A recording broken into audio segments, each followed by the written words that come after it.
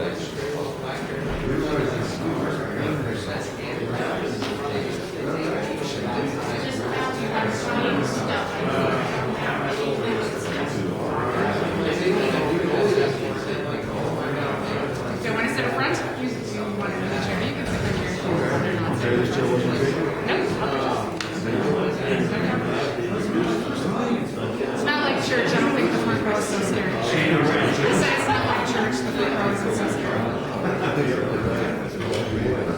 one wants to sit in the Amen queue. Good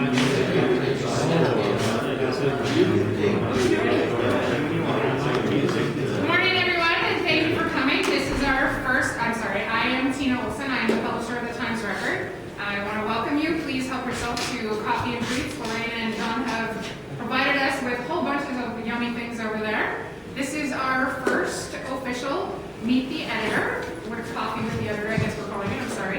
And I'd like to introduce Iain Woessner, my new editor. So please welcome him for his presentation. It's a little fast and loose, I apologize. I basically put together my thoughts about 20 minutes ago, so it just seems like I just threw this together. It's more or less because I did. But I'm Iain Woessner, I'm a writer, reporter, editor. I've been in this business for about 10 odd years now. I've primarily cut my teeth writing for small and mid-sized towns and communities, from very rural regions to more urban regions, North Dakota, Wyoming, New Mexico, Washington State. I've kind of bounced around quite a bit. So I've written in every basic beat of journalism, and I've done it for long enough that I feel relatively close to like I almost know what I'm talking about. So my goal for this, for these Coffees with the Editor, was hopefully to spark a conversation. That's more or less my goal. I like to bring the community back to having the ability to have maybe intellectual or at least thoughtful conversations.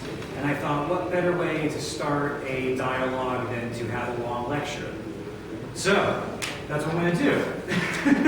And our topic today is fake news, which is a term popularized by our previous president. But it's not a term that I feel is entirely inaccurate. It's pithy, it's broad, it's a bit of a catch-all, but I think it's probably the best way to sum up the current issue with what I've seen as an ongoing trend in the mainstream media today, which is a lack of accountability to the fundamental principles of journalism. The media today is probably at the lowest level of trust it's ever known, and increasingly the term journalist is being seen with great disdain. I know a lot of people in my industry who don't like to tell people that they're journalists, because not a lot of people like journalists right now, for reasons we'll kind of get into. But before I can get into why I feel that the label of fake news is actually fairly well deserved by the general media body, I figure I should probably explain a little bit about the fundamentals of journalism. So, college kids might appreciate this, but we'll go with a little journalism 101. What makes a news story a news story? What makes the news trustworthy? A news story is very different from an opinion story. You can go online, you can find blogs, and you can find posts on social media, all of that good stuff. And what's the difference between that and something I've written and put on the front page? Well, it's not because I've put it on the front page. It's not because it shows up in a newspaper. Just because it's in a publication doesn't give it any more credibility than anything you all could say at any given point on any given medium. What makes news trustworthy is the way the news is structured. And you structure news in a very specific manner, and you write it in a very specific manner with very specific adherence to very specific rules. These rules filter out bias, and they try to remove the author from the story and allow the story itself to tell itself. A reporter's job is to go and observe and report what they observe, but they should never be just giving you their word for it. There has to be something or somebody that can verify that. If a tree falls down in the woods and nobody hears it, does it make it sound? Well, if I recorded the sound, then yes. But if I didn't, then how do you know? Journalists, I hate to say this, but journalists lie. and they have lied in the past. That's happened. Great example is Phil Glass, one of the bigger ones. Brian Williams is another one. Brian Williams claimed he came under fire while riding around in a helicopter in Iraq. That didn't happen. What also didn't happen is any consequence for that. Brian Williams was removed from his TV program, but he remained employed by NBC. So the point of that example, though, is to just lay out that journalists are not any better than anyone else, and any journalist who tells you that is assuredly lying.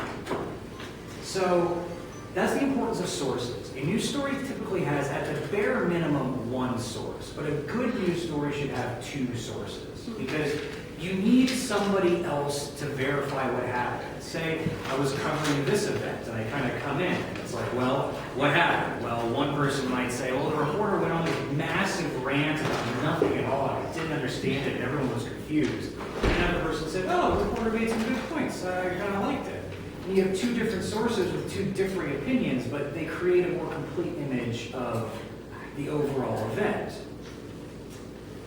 So, the reason that sources are so important as well, it's not just a matter of having a source, but it has to be a named source. Somebody has to put their name on what they're telling you is the truth. And that's true in case of anything I write or anything any journalist who I work with or work for me will write. They put their name on it. The byline is key. Because if I lie, you should know who I am and you should know how to reach me so you can tell me that I lied. And you can tell other people that I lied. That's accountability.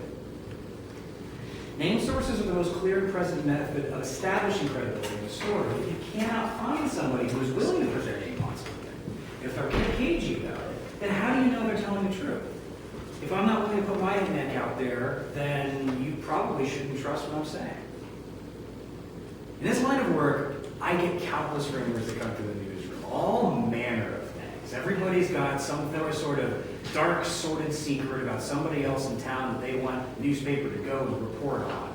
And if I reported on every single rumor and every single hearsay that I've ever heard in my career, I wouldn't have a career because I would have been run out of every town I was in for printing almost assuredly obvious lies. The thing is that you can do that for a time. You can print whatever. You can have low standards, but the truth always comes out eventually. It will bubble to the surface. And if the truth comes out and people see that it contradicts what you've reported, then your credibility is shot. And credibility is kind of an important thing, because if you can't trust me with one news story, then you can't trust me with any news story. So, a pretty good example of issues with sourcing, a contemporary issue, would be the entire boondoggle of the Russian collusion story that ran from about 2016 to, what time is it now? Ongoing, really. But the gist of it, as you're probably well aware, is that when Donald Trump won the election, about a few days before it became official and then leading into his thing, there was suddenly a massive wellspring of accusations or insinuations that he had been appointed or aided by Russian intelligence assets and all sorts of other things. Specifically, what started all of that was a dossier that was released called the Steele dossier. And it was presented to intelligence people, but unusually, it was also presented to the media almost immediately. The media broke it before most of federal law enforcement really made any mention that they were getting into it. The dossier was a journalist's dream. I have to point out, it was like the most, I would love it if a dossier like this pressed my desk, because the things that it alleged were just juicy, scandalous, sizzling, beyond belief, which was sort of the problem, because none of it was true. Much of the reporting on the matter of this dossier didn't really, there was no like Steele was a guy, so there was a person's name attached to it, but nobody really had, he was a UK intelligence person. No one knew who he was, he had no real history. Much of the coverage that then followed involved a lot of anonymous sources. Much of who was cited in the reports that came after was just the intelligence community. You've probably seen that phrase. Intelligence community is a fantastic source because they seem to know everything, and yet they're accountable to nothing. Who is the intelligence community? Is it the NSA, the CIA, the DSA? There's like 17 different intelligence agencies with about 1,700 people working for all of them. Who said it? Who's saying what? You don't know. It's an anonymous source. But people who did put their names to it asked you to take their word for it. There were closed-room meetings on the matter. Representative Adam Schiff, I recall, very specifically came out very strongly and said, I have seen evidence that confirms that Donald Trump was a Russian asset, and it's going to come out. And I'm still waiting for that evidence to come out because $40 million later in an entire investigation by Robert Mueller did not find that evidence. And now, even more recently, court filings have been pushed by a special investigator named John Durham, which makes the case that the Steele dossier itself was fake news. It was, if not entirely fabricated by basically political opposition, it was mostly fabricated, and there's really no basis in reality for it. That's in courts now, so that you don't have to take my word for it. You can verify all of that. I would really, really encourage all of you to do that. As a matter of fact, I'll skip slightly ahead and say, you shouldn't take anything I am telling you today at face value. You don't know me from Adam. I can make a case, and I can make it sound good, but you should trust nobody but your own instincts and your own ability to verify information. The information is out there. The truth always is. So whenever anyone tells you what to think, I would encourage you to think for yourselves. But regardless, the issue with this is that at the time, it was big news, and it went on for a very long time. The media continued to run with this story because it was salacious. Everyone wanted to tune in. Everybody wanted to see it. Donald Trump had really peed on a bed. Like, woo! Well, now we're in a situation where the truth has come out, and now we're going to see how badly that hurts the credibility of these organizations that push this story. From my perspective, though, it disheartens me to see that the media, whose job, I believe, is to quell rumor and to establish truth, was instead more interested in spreading rumor because it made them more money. That's kind of the problem. The media's been a very hasty thing in recent years, and it's started to earn them a number of high-profile lawsuits. The New York Times is currently engaged in a legal battle with an undercover journalism organization called Project Veritas. Has anyone actually heard of Project Veritas? Okay, Project Veritas is an interesting entity. They primarily do undercover videos. They must have a very charming individual who works for them because he or she is able to get some very high-profile people to go to dinners with them and then say some very, very questionable things about how their organizations run. I would encourage you all to look into Project Veritas. It's interesting. I will not tell you whether they are good journalism or not, but they have the receipts. Needless to say, though, the New York Times is engaged in a legal battle with them because Project Veritas is claiming that they were defamed by the New York Times. Now, judges substantiated this suit as of currently. It's moved forward as far as I'm aware, and the court documents of it are interesting because the New York Times' defense for this defamation, which primarily hinges on a single word, and that's kind of how this industry works. A single word can change an entire story. And in the instance of Project Veritas in this reporting, the reporter writing about Project Veritas for the New York Times put the word deceptive right before they said Project Veritas video. So a deceptive video from Project Veritas has been circulating saying XYZ. That's defamation. If that's not true, if it's not deceptive, that's a defamatory comment. And that's what Project Veritas is arguing.